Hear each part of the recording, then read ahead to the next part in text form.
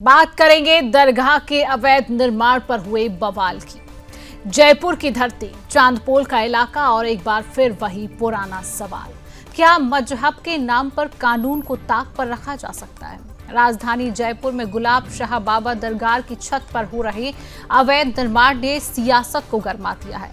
कांग्रेस विधायक अमीन कागजी ने अपने विधायक कोष से 20 लाख रुपए देकर निर्माण शुरू करवाया, लेकिन सवाल ये है कि क्या हर अनुमति नियमों के मुताबिक थी या सिर्फ कागजी खाना पूर्ति? बीजेपी विधायक बाल मुकुंदाचार्य ने मौके पर पहुंचकर निर्माण को अवैध बताया और काम रुकवा दिया है। अब इसके बाद कांग्रेस सीधे पुलिस कमिश्नरेट पहुंच चुकी है। शिकायत, आरोप और फिर वही घिसा पिटा बयान। गंगा जमुनी तहजीब खतरे में है। लेकिन आज हम साफ पूछेंगे, अगर निर्माण पूरी तरह से वैध है तो प्रशासन ने काम क्यों रुकवाया? विधायक कोष का पैसा मजहबी अवैध निर्माण पर खर्च करने की अनुमति है या नहीं? और क्या अब अवैध निर्माण पर सवाल उठाना भी सांप्रदायिकता हो गया है? ये बहस मजहब बनाम धर्म की नहीं है, ये बहस है कानून बनाम वोट बैंक की। जयपुर के चांदपुल गेट स्थित गुलाब शाह बाबा दरगाह में अवैध छत निर्माण को लेकर बीते रविवार को हालात तनावपूर्ण हो गए। विधायक कोष से स्वीकृत 20 लाख रुपए के बाद 30 जनवरी को वर्क ऑर्डर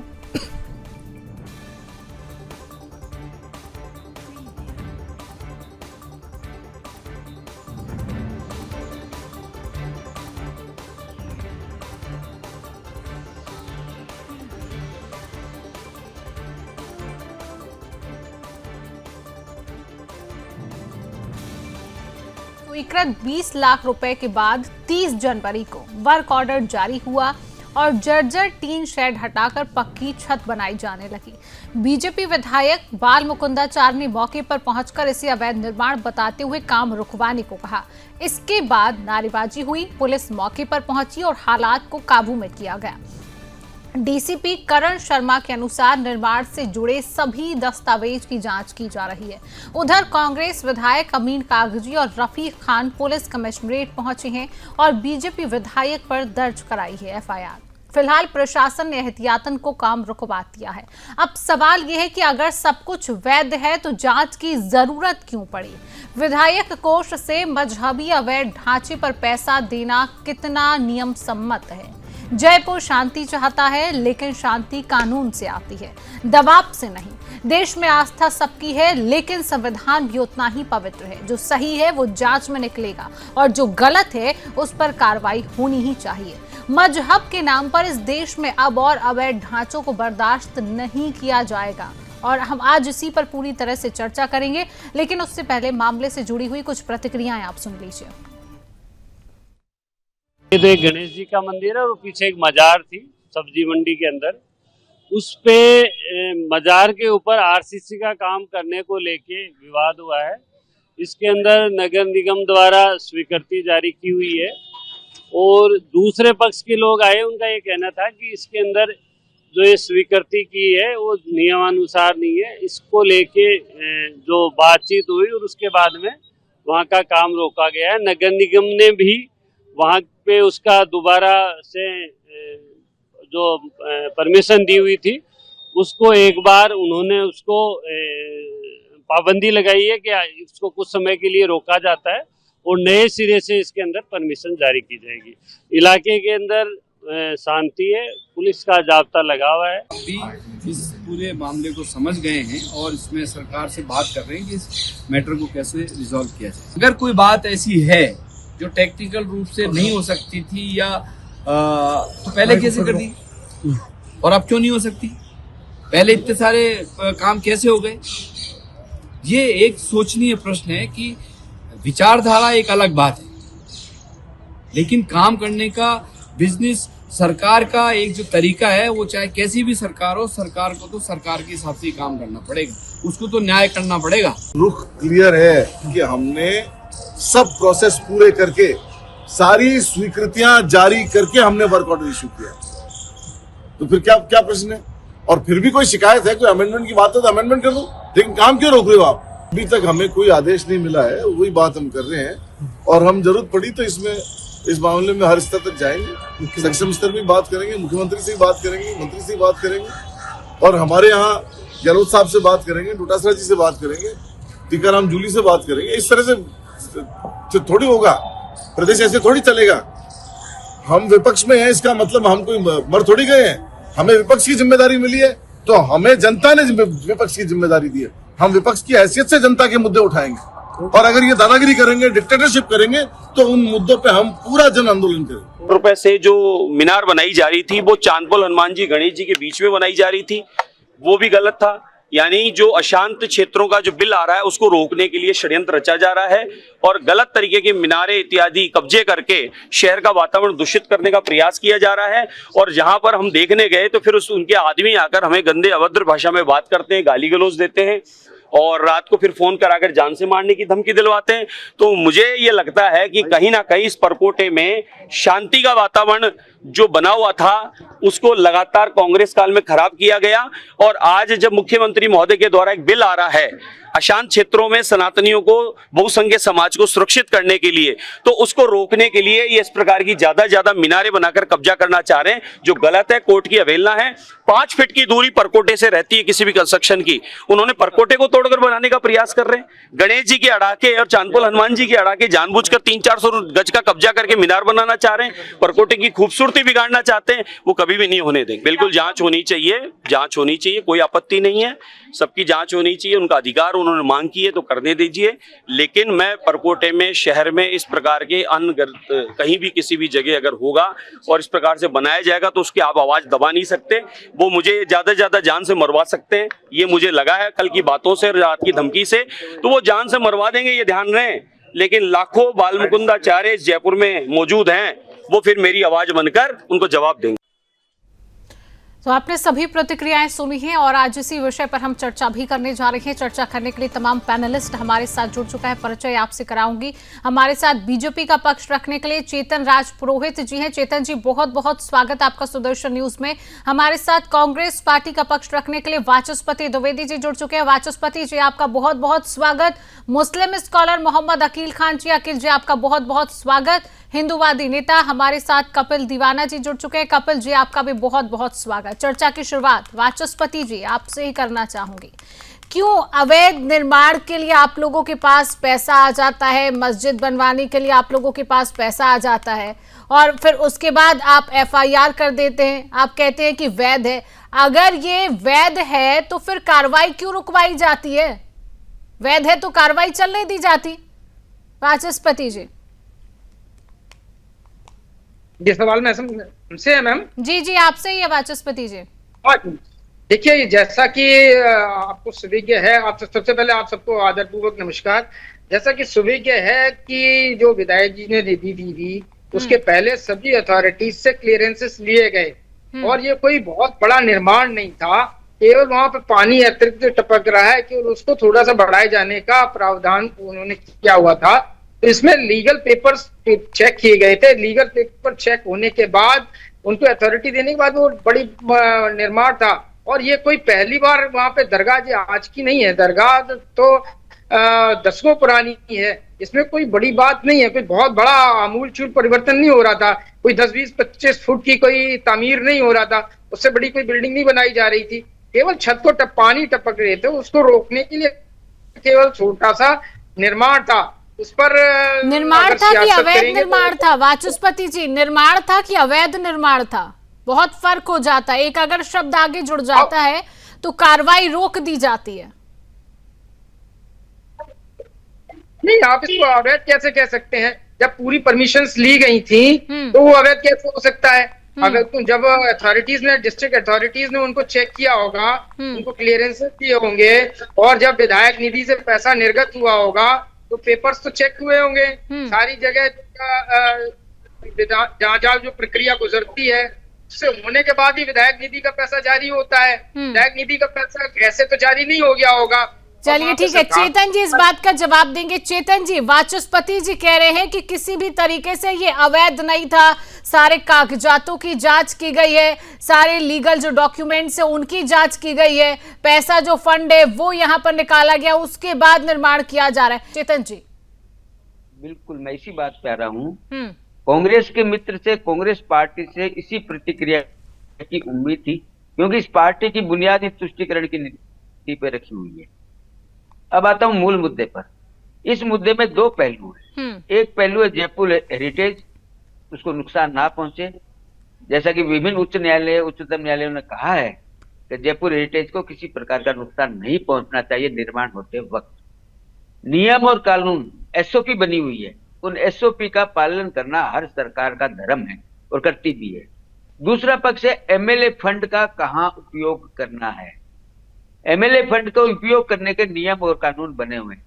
ज्यादातर विधायक ये प्रयास करते हैं कि सार्वजनिक जगह जो हर समुदाय के, हर धर्म के लिए काम है, ऐसी जगह पर एमएलए फंड को खर्चा करते हैं, वाय करते हैं। लेकिन कांग्रेस पार्टी के विधायकों का ये चरित्र है, उनके ये सिस्टम में है कि उनको ऐसी जगहों पे पैसा खर्च करना है जो उनकी वोट पॉलिटिक्स की, वोट बैंक की जो पॉलिटिक्स है उसको ताकत मिले। बाल मुकुंदाचार्य जी ने क्या कहा है? उन्होंने कहा जयपुर हेरिटेज के अंदर ये प्रावधान है कि जो दीवार है, परकोटा है, उस परकोटे को आप किसी प्रकार की क्षति नहीं पहुंचा सकते, पहला बात। दूसरी बात, वहां पे टीन शेड पड़ा लगा हुआ था, उस टीन शेड को तोड़ करके और पक्का निर्माण करना। माननीय विधायक महोदय कहते मेरे पास परमिशन है। हाँ, नगर निगम ने परमिशन दे दी होगी, कई बार ऑफिस के अंदर, कई बार सिस्टम में कोई परमिशन जारी हो जाती है, लेकिन जब स्थानीय जनता उस बात को बताती है, विधायक से संपर्क करती है कि ये गलत हो रहा है, ये अवैध निर्माण हो रहा है, इसके अंदर ये कानून में ये नहीं है, तब विधायक ने जब संपर्क करना चाहा वहां, तो वहां जिस प्रकार से उनके साथ दुर्व्यवहार किया गया, ये अपने आप में साबित करता है कि एक पक्ष एक तरफा कार्रवाई करना चाहता है, वो सुनना ही नहीं चाहता। अब क्या हुआ है? अब नगर निगम ने जो परमिशन दी थी उसको रोक दिया है। नगर निगम ने, सरकार ने ये कहा जांच करेंगे, जांच करने के बाद में विधि सम्मत कार्रवाई की जाएगी। कहां गलत है इसके अंदर? अगर काम रुका है तो किसी को क्या आपत्ति हो सकती है? 2 दिन रुक गया, 3 दिन रुक गया, महीना भर रुक गया, 2 महीना रुक गया, काम रुका ही तो है। आपको इतनी जल्दबाजी क्यों है इस ढांचे को बनाने के लिए? आपकी नीयत क्या? आपकी नीयत में खोट तो नहीं है? आप क्यों दरगाह के ऊपर जाकर के आप लगाइए ना, सार्वजनिक शौचालय बनाइए, सार्वजनिक नल बनाइए, सार्वजनिक शौचालय बनाने के लिए इनके पास ना फंड आएगा, ना इनके पास समय होगा। ये मस्जिदों का, मदरसों का निर्माण करवाएंगे और वो भी अवैध। चलिए ठीक है, अकील खान जी हमारे साथ हैं। एक मिनट, ये पैसा करदाताओं का पैसा है, ये भारत की जनता का पैसा है। बिल्कुल, ये पैसा सार्वजनिक जगह पे खर्च होना चाहिए, होना ही चाहिए। भारतीय जनता पार्टी की सरकार है, राजस्थान में माननीय भजनलाल जी के नेतृत्व में। भूल जाइए आप पिछले 5 साल कांग्रेस की सरकार जो आपको रही है। एक तरफ बिल्कुल सही कह रहे हैं, एक तरफ ये कहते हैं कि हम जनता के लिए समर्पित है, लेकिन एक सेकंड, हमारे कांग्रेस के मित्र जो वक्तव्य दे रहे हैं कि अवैध है या अवैध है, अभी तक फैसला नहीं हुआ है। लेकिन क्लीन चिट दे रहे हैं कांग्रेस पार्टी कि ये अवैध है। क्या पता इनको ये सरकार के पार्ट है क्या उस ऑफिस के अंदर बैठते हैं क्या? चलिए ठीक है, अकील जी, ठीक है, अकील जी के पास वापस लौटेंगे। अकील जी, जिस तरीके से बात सामने आती है, जब वहां पर हिंदूवादी लोग पहुंचते हैं, बाल मुकुंदाचार्य जी वहां पर पहुंचते हैं, उनके साथ दुर्व्यवहार किया जाता है। अगर कोई सामने से अच्छे से बात, अपनी प्रतिक्रिया रख रहा है, अपनी बात कर रहे हैं, तो क्या आप लोगों ने ठान लिया है क्या हिंदू देखेंगे तो उससे दुर्व्यवहार करेंगे, उससे अपशब्द करेंगे? एक तो अवैध निर्माण, प्रशासन वहां पहुंचता है, उसकी जांच को रोक दिया जाता है, हिंदू नेता वहां पहुंचते हैं, लोग वहां पहुंचते हैं, तो उनसे दुर्व्यवहार करना, ये कहां तक उचित है? हर रोज हम यही बात करते हैं। अकील खान जी, जवाब दीजिए।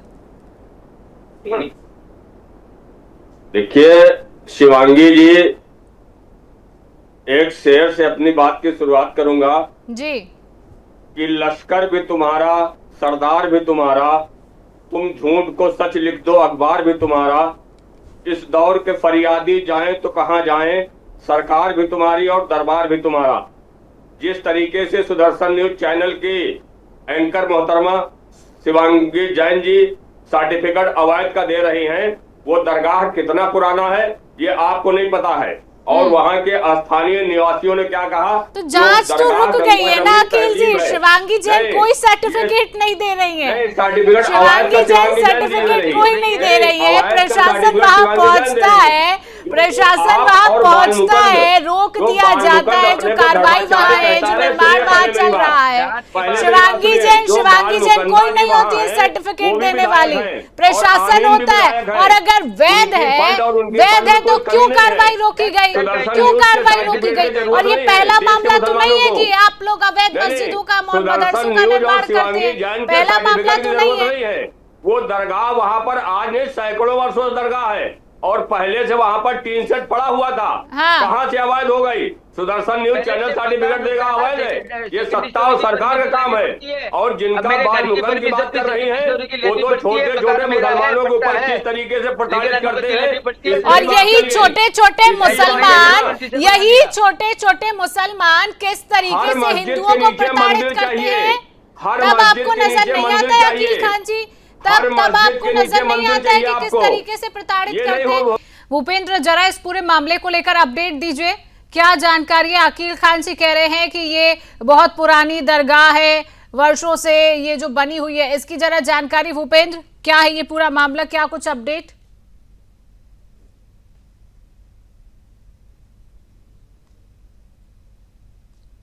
भूपेंद्र, आवाज पहुंच रही है?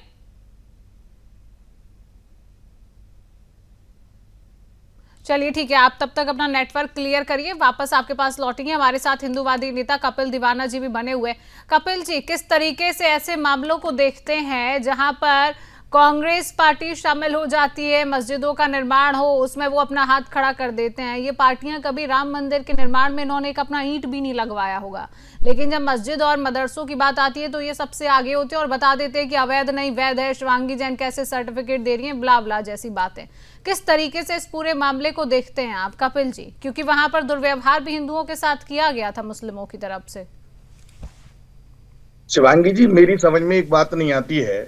अमीन कागजी जी एक विधायक चुनकर आते हैं, संविधान की शपथ लेने के बाद सबसे पहले तो उनको इस बात की अनुमति किसने दी कि जनता के बीच में खर्च होने वाला पैसा वो किसी वर्ग विशेष के लिए खर्च करेंगे, और वो भी 20 लाख रुपए। ऊपर से कांग्रेस के साथी कह रहे हैं कि छोटा मोटा निर्माण था, लेंटर टपक रहा था। उनकी सोच देखिए कि 20 लाख रुपए लग जाएंगे क्या छोटे मोटे काम को करने के लिए? और बाल मुकुंद आचार्य भी पढ़े लिखे व्यक्ति हैं, विधायक हैं, उनको कोई जानकारी हुई होगी कि ये अवैध है, इसीलिए वो मौके पर पहुंचे। और मौके पर पहुंचने के बाद गलत सलत नारे लगाना, तमाम तरीके की बात करना और सांप्रदायिक माहौल को भड़काने का काम ये लोग करते हैं। दूसरी चीज, अनुमति की बात की गई तो अनुमति तो मिल जाती है, लेकिन अनुमति के नीचे एक नोट लिखा हुआ होता है कि यदि किसी को कोई आपत्ति है, गलत पाया गया तो ये अनुमति स्वयं समाप्त मानी जाएगी। बिल्कुल सही कह रहे हैं आप। भूपेंद्र के नेटवर्क जुड़े हैं क्या? भूपेंद्र, अब तक आवाज मेरी पहुंच रही है? भूपेंद्र, इस पूरे मामले को लेकर जरा अपडेट दीजिए, क्या ये दरगाह है जिस तरीके से तमाम आरोप भी लग रहे हैं, इसको लेकर क्या कुछ अपडेट है भूपेंद्र? ये चांदपोल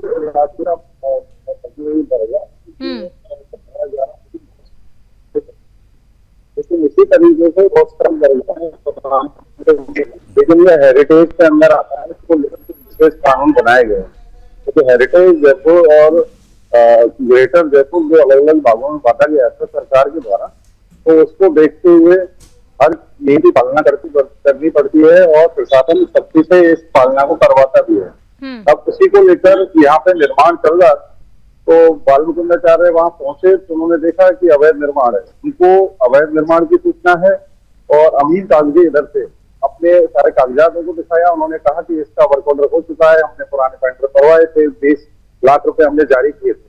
तो उसको लेकर दोनों में आपस में तनातनी का माहौल है, लेकिन प्रशासन ने इसमें अपनी सूझबूझ से इस मामले को तुरंत एक्शन लेते हुए काम को वहीं रुकवा दिया और इसको जांच के लिए आगे भेज दिया है। अब जैसे ही इस मामले से